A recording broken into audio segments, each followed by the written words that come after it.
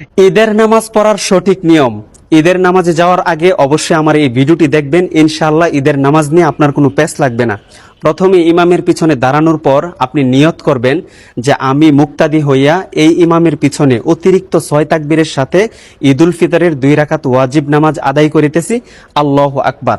তো ইমাম সাহেব আল্লাহু আকবার বলে হাত বাঁধবেন, আপনিও ইমাম সাহেবের সাথে আল্লাহু আকবার বলে হাত বাঁধবেন।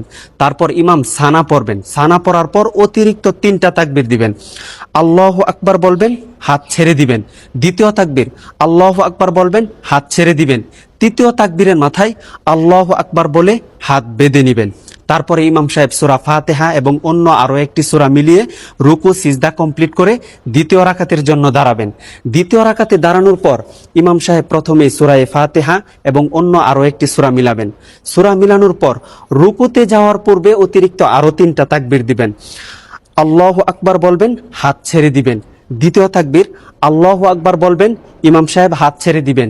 তৃতীয় তাকবীর আল্লাহু আকবার বলবেন, হাত ছেড়ে দিবেন। চতুর্থ তাকবীরের মাথায় ইমাম সাহেব আল্লাহু আকবার বলে ডাইরেক্ট রুকুতে চলে যাবেন। রুকু সিজদা কমপ্লিট করে ডানে বামে সালাম ফিরিয়ে নামাজ শেষ করে দিবেন। ইনশাআল্লাহ আপনাদের নামাজ সহি হয়ে যাবে।